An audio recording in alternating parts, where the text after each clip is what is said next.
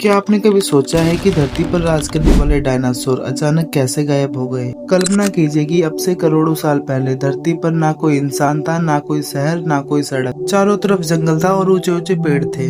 भाप छोड़ती हुई धरती और हवा में एक अजीब सी खामोशी थी। अचानक दूर से कहीं जमीन हिलने लगती और भारी कदमों की आवाज आती थी और सामने से आता हुआ दिखाई देता है एक विशाल जीव, डायनासोर। आज से लगभग 23 करोड़ साल पहले डायनासोर धरती पे आए थे। उस समय धरती पूरी तरह से अलग थी, सारे महाद्वीप एक साथ जुड़े हुए थे। मौसम बहुत गर्म था, चारों तरफ बड़े बड़े पेड़ और झाड़ियां होती थी। छोटे छोटे जानवर इधर उधर भागते रहते थे और असली राज शुरू होने ही वाला था। लेकिन शुरुआत में डायनासोर बहुत छोटे होते थे। कुछ डायनासोर तो मुर्गी जितने छोटे होते थे, लेकिन समय के साथ वो बदलने लगे। कुछ डायनासोर बहुत तेज दौड़ते थे, लेकिन कुछ डायनासोर समय के साथ साथ बहुत ताकतवर हो गए और कुछ डायनासोरों का आकार इतना बड़ा हो गया था कि वो पेड़ों की ऊंचाई तक पहुंच जाते थे। धीरे धीरे धरती पर डायनासोर राज करने लगे। फिर आया वो समय जब डायनासोरों ने पूरी धरती पर कब्जा कर लिया। जंगलों में लंबे गले वाले शाकाहारी डायनासोर घूमने लगे, जो कि ऊंचे पेड़ों के पत्ते खाते थे। वहीं दूसरी ओर डरावने मांसाहारी डायनासोर भी थे, जिनके तेज दांत और मजबूत चमड़े शिकार के लिए बने थे।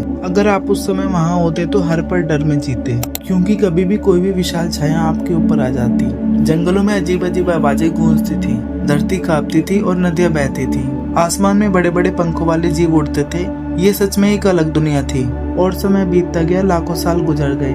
डायनासोर धरती के हर कोने में फैल गए। कुछ डायनासोर जंगलों में रहते थे, कुछ रेगिस्तान में और कुछ दलदली इलाकों में। वो लगभग 16 करोड़ साल तक धरती पर राज करते रहे। सोचिए, इंसान तो अभी कुछ सालों पहले से ही धरती पे है, लेकिन डायनासोरों ने करोड़ों साल राज किया। पर हर कहानी में एक मोड़ आता है। डायनासोरों की कहानी में भी एक मोड़ आया। आज से लगभग 6.6 करोड़ साल पहले एक दिन आसमान में कुछ दिखाई दिया। पहले तो वो एक तारा जैसा लगा, लेकिन वो तारा नहीं था, एक बहुत बड़ा पत्थर था, जो कि अंतरिक्ष से आता हुआ वह बहुत तेजी से धरती की ओर बढ़ रहा था। किसी को भी अंदाजा नहीं था कि क्या होने वाला है। फिर एक भयानक टक्कर हुई और धरती जोर से हिली। आग की लपटें उठी, आसमान में धूल और धुआं हो गया। सूरज की रोशनी कई महीनों तक धरती तक नहीं पहुंच पाई। जंगल जल गए, पौधे सूख गए और पेड़ खत्म होने लगे। जब पौधे खत्म हुए तो उन्हें खाने वाले डायनासोर भूख से मरने लगे, और जब शाकाहारी डायनासोर मरने लगे तो मांसाहारी डायनासोर भी ज्यादा दिन तक जिंदा नहीं रह पाए, क्योंकि मांसाहारी डायनासोरों को खाने के लिए कोई जीव नहीं मिला। धीरे धीरे विशाल डायनासोर धरती से गायब होने लगे।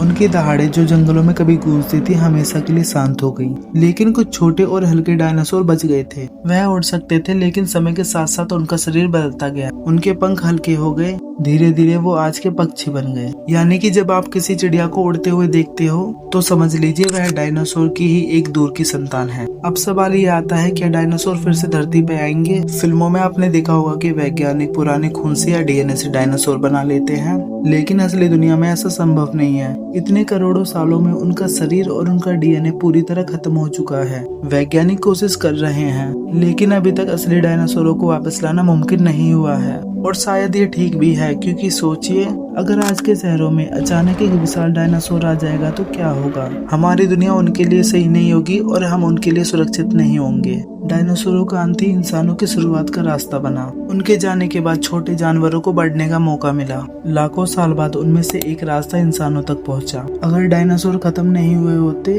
तो शायद आज हम यहाँ नहीं होते। डायनासोर की कहानी हमें ये सिखाती है कि चाहे कोई कितना भी ताकतवर क्यों ना हो, समय और प्रकृति सबसे बड़ी होती है। लेकिन धरती पर कभी भी कुछ हमेशा के लिए नहीं रहता, क्योंकि डायनासोर कभी इस धरती पर राज करते थे और आज वो इतिहासों में है। लेकिन उनका राज, उनका रहस्य और उनकी कहानी आज भी हमें हैरान करती है और शायद हमेशा करती रहेगी।